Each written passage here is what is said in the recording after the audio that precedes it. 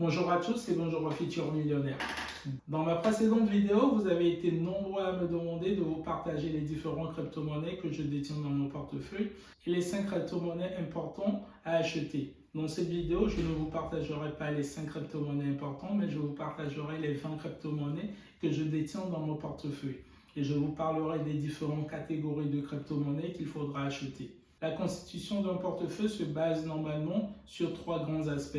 On a la partie objectif, la raison pour laquelle vous investissez votre argent ou la raison pour laquelle vous investissez dans la crypto-monnaie. Est-ce pour transmettre par exemple un patrimoine à votre enfant? Est-ce pour transmettre par exemple de l'argent que vous avez investi et vous espérez que ça prenne de la valeur à vos descendants? Est-ce juste pour s'amuser? Est-ce pour augmenter votre patrimoine? Donc en fonction de vos objectifs, vous n'allez pas acheter les mêmes crypto-monnaies. Quelqu'un qui a par exemple 100 000 euros et qui veut le transmettre par exemple à son enfant va peut-être acheter des crypto-monnaies stables et va faire en sorte de le transmettre à son enfant sans forcément payer les impôts derrière. Donc il va passer par les stablecoins pour la transmission de son patrimoine par exemple. En fonction de vos objectifs, vous constituerez différemment votre portefeuille. Il y a l'âge aussi qui est pris en compte et votre projection. Quelqu'un qui investit à long terme, quelqu'un qui investit à court terme, par exemple, n'auront pas la même vision. Si on prend quelqu'un qui a 20 ans et quelqu'un qui a 70 ans, ce n'est pas la même vision derrière lors de l'achat ou de la sélection d'une crypto-monnaie. On a le niveau de risque. Le niveau de risque, c'est le troisième aspect qui est très important. Il y a certaines personnes qui aiment vraiment être exposées au risque et il y a d'autres personnes qui n'aiment pas vraiment prendre le risque en fait. Donc, ces personnes-là, lorsqu'ils verront la valeur de leur crypto-monnaie chuter, ils vont peut-être vendre. Donc, ils ne vont pas vraiment acheter des crypto-monnaies qui varient souvent. Ils vont beaucoup plus se tourner vers des crypto-monnaies qui sont stables et qui ont fait leur preuve par le passé, par exemple. Il faut savoir que j'investis principalement pour augmenter mon patrimoine et j'investis à moyen et à long terme. Quand je parle de moyen terme, c'est plusieurs mois. Quand on parle de long terme, c'est généralement des années, plus d'un an. Et quand on parle de court terme, c'est les traders, c'est des heures, des journées et ceux qui veulent faire du gain immédiatement. Et je ne vous conseille pas de trader à court terme parce qu'il faut être un professionnel pour arriver à gagner de l'argent à court terme. Et il a été prouvé que 90% des gens qui essaient de gagner de l'argent sur les marchés financiers à court terme ou dans de petites durées perdent généralement leur argent. Donc il faut vraiment faire attention et penser beaucoup plus à moyen ou à long terme. Maintenant, on va parler de la constitution de mon portefeuille, de tout ce qu'il y a dans mon portefeuille. Si vous verrez s'il y a des shitcoins ou s'il y a d'autres crypto-monnaies que vous possédez aussi. Si à la fin de cette vidéo, vous pensez qu'il y a d'autres crypto-monnaies qui sont intéressantes que je n'ai pas abordées, n'hésitez pas à le mettre en commentaire. Et s'il y a des crypto-monnaies que je possède et que vous possédez aussi, dites-le en commentaire pour que d'autres personnes s'intéressent aussi à cette crypto-monnaie.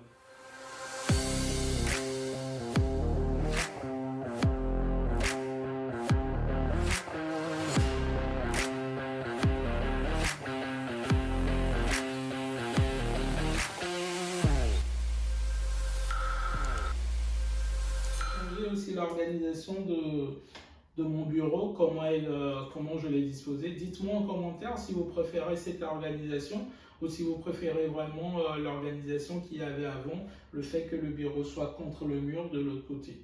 Et si tu es nouveau ici, sache que je suis Emerson Dumachi, je parle généralement sur cette chaîne de la gestion et de la liberté financière, de l'entrepreneuriat, des investissements que je fais et les différents livres que je lis. Je vous partage aussi mes expériences dans le domaine de l'entrepreneuriat et des investissements. Mon objectif est de partager beaucoup plus d'informations pour que ma communauté devienne beaucoup plus riche et atteigne la liberté financière. Ça nous permettra de ne pas dépendre d'autres personnes qui sont beaucoup plus intelligents que nous financièrement. Si ces sujets t'intéressent, je t'invite sans plus tarder à t'abonner à la chaîne et à cliquer sur la cloche de notification pour ne pas rater nos prochaines vidéos. Je te partage aussi en description de cette vidéo un petit fichier Excel qui te permettra de bien gérer ton argent. Avant de commencer cette vidéo, sachez que je ne suis pas un conseiller financier.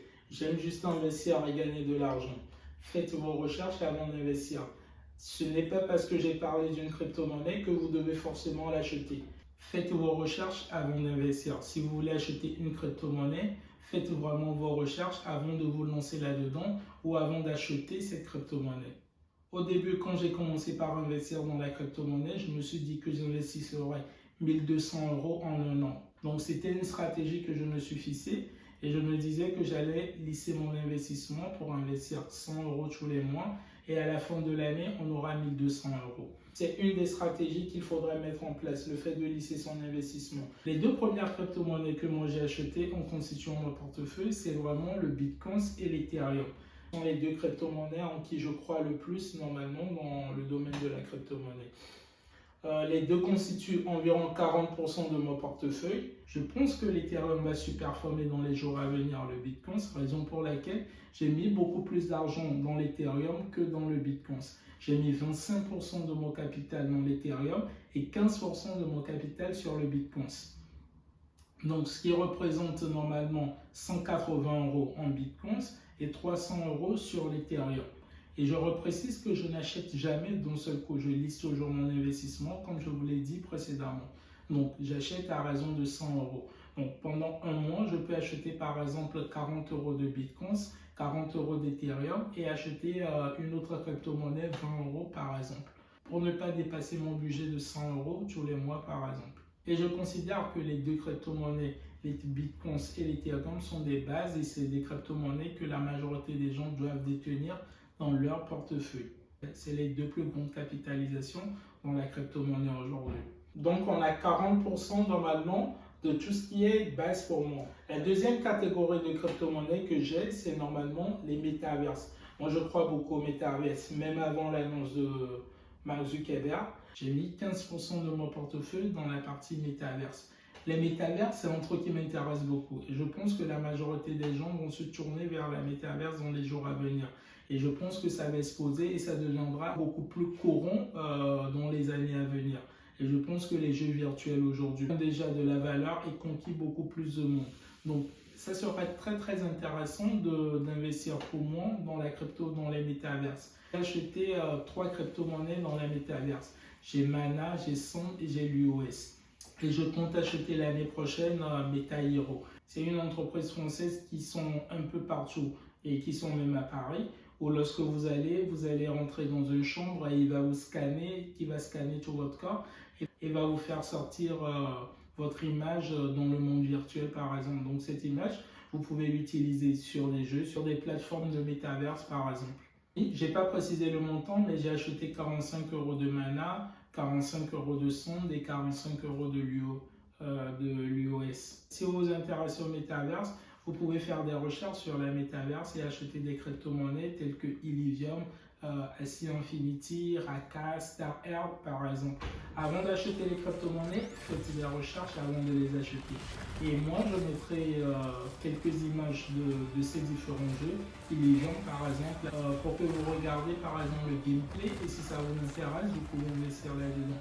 Je n'ai pas investi dans Axie Infinity malgré que je trouve le jeu très très intéressant et je trouve que le cours de Axie Infinity est très élevé et ça ne m'intéresse pas parce que je pense qu'il a pris beaucoup de valeur et je pense qu'il est aujourd'hui un peu cher et je ne sais pas s'il va redescendre, mais il y a d'autres jeux qui sont moins chers et qui m'intéressent aussi, donc je me suis tourné vers ces jeux. De toute façon, il y a plusieurs projets dans la métaverse.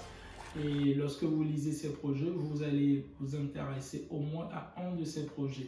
Et je pense que la métaverse, c'est le monde du futur. Et pour moi, il faudrait vraiment mettre au moins une petite partie de son portefeuille dans la métaverse. La troisième catégorie dans laquelle j'investis le plus, c'est les DeFi et les plateformes d'échange. Aujourd'hui, on n'a pas de banque dans la crypto-monnaie. Tout le monde possède la crypto-monnaie, mais pour l'échanger, par exemple, il va falloir passer par une plateforme. Et pour faire des prêts ou des emprunts aux personnes, il va falloir passer par des systèmes ou des plateformes de DeFi, de finances décentralisées. Donc, comme crypto-monnaie de finances décentralisées, on a Cake, on a Avast, on a Elrond, on a Luna, on a Sushi, on a Uniswap, on a AAVE, on a Swap, on a AMPL plutôt. Et les crypto-monnaies de plateforme d'échange, on a par exemple BNB et Crow par exemple. Moi, j'investis principalement sur BNB et Crow. Ce sont des crypto-monnaies qui m'intéressent et ce sont des plateformes que j'utilise au quotidien pour acheter mes crypto-monnaies. BNB, c'est la crypto-monnaie de Binance Et Crow, c'est la crypto-monnaie de crypto.com. Si vous voulez utiliser ces plateformes très simples pour acheter la crypto-monnaie, j'ai mis un lien d'affiliation en description de la vidéo où vous pouvez les télécharger et acheter vous aussi ces crypto-monnaies. L'avantage de passer par des liens affiliés, c'est que vous aurez des frais réduits lors de l'achat de vos crypto-monnaies. Et sur crypto.com, lorsque vous passez par le lien affilié, on vous donnera plus de 25 € en cadeau de bienvenue sur crypto.com. Donc c'est aussi un bon deal pour acheter des crypto-monnaies. Les crypto-monnaies que je détiens dans cette catégorie, c'est 30 € de Cake que j'ai acheté, 30 € d'Avas, 30 € de Luna, BNB, j'ai acheté 45 €, j'ai déjà fait x2 avec BNB par exemple. Crow, j'ai acheté 45 € et j'ai déjà fait x2 aussi avec Crow. Je ne vous demande pas de racheter les mêmes choses, faites vos recherches et achetez les crypto-monnaies qui vous intéressent. La quatrième catégorie dans laquelle j'investis, c'est les NFT. Aujourd'hui, tout le monde parle des NFT. Aujourd'hui, je n'ai pas de NFT, je n'ai pas acheté de NFT. Moi, je les considère comme des tableaux d'art, des trucs qui peuvent prendre de la valeur ou ne pas prendre de la valeur. Donc, j'investis plutôt dans les crypto-monnaies qui sont dans la NFT, mais je n'achète pas directement les NFT. Et ces crypto-monnaies, on a par exemple Gala, on a Polk, on a Chilis, on a Omi, on a Mona, on a Ending, on a Raj, on a EFI, on a les... Il y a même une crypto-monnaie qui s'appelle les NFT. Je ne me rappelle plus, mais je pense qu'il y a une crypto-monnaie qui s'appelle NFT. Et dans mon portefeuille, moi j'ai principalement du Gala, du Ending, j'ai Chilis et Omi, une petite partie d'Omi aussi dans mon portefeuille. La cinquième catégorie de crypto-monnaies qui m'intéresse, c'est tout ce qui est Web 3.0, mais qui se trouve dans les top 20 des crypto-monnaies. Donc les top 20 des crypto-monnaies, ce sont des crypto-monnaies qui ont les plus grandes capitalisations. Vous pouvez les voir sur CoinMarketCap. Dans cette catégorie, j'investis 10% de mon portefeuille, soit 120 € dans cette partie. Ces crypto-monnaies, je les détiens dans d'autres catégories telles que la base, par exemple, que je vous avais cité, Ethereum, BNB. Par exemple, dans la métaverse, vous verrez des crypto-monnaies qui sont dans la métaverse, qui sont déjà dans les top 20. Vous verrez aussi, par exemple, les NFT, on a des crypto-monnaies qui sont dans les top 20 et qui sont dans la partie NFT. Mais ça, cette catégorie, c'est beaucoup plus les crypto-monnaies qui m'intéressent, mais qui peuvent être utilisées dans le Web 3.0 et qui ne sont pas dans ces différentes catégories. Donc, en termes de portefeuille, j'ai AGA, j'ai Matic et j'ai ICRP qui sont pour moi trois crypto-monnaies qui ont de la valeur et qui peuvent encore prendre de la valeur dans les années à venir. On a la sixième catégorie de crypto-monnaies qui m'intéresse aussi, c'est les shitcoins ou des crypto-monnaies coup poker par exemple. Ce sont des crypto-monnaies qui peuvent prendre de la valeur ou des crypto-monnaies à faible capitalisation qui n'intéressent pas beaucoup de personnes et qui ont un projet solide et qui peuvent vraiment pumper par exemple. Dans cette catégorie, j'ai le Dodge, mais ça représente que 2% de mon portefeuille. J'ai le Lemon qui représente aussi 2% de mon portefeuille. Et j'ai 1% pour une autre crypto-monnaie que je vous afficherai. Donc voici le tableau. Voici le tableau des crypto-monnaies que j'ai dans ce domaine. En résumé, voici les 20 crypto-monnaies que je détiens dans mon portefeuille.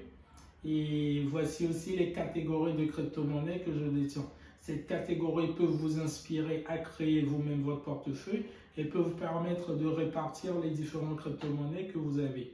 Si par exemple vous voulez constituer votre portefeuille, le secret c'est uniquement la diversification pour ne pas être exposé juste à une seule crypto-monnaie ou à une catégorie de crypto-monnaies.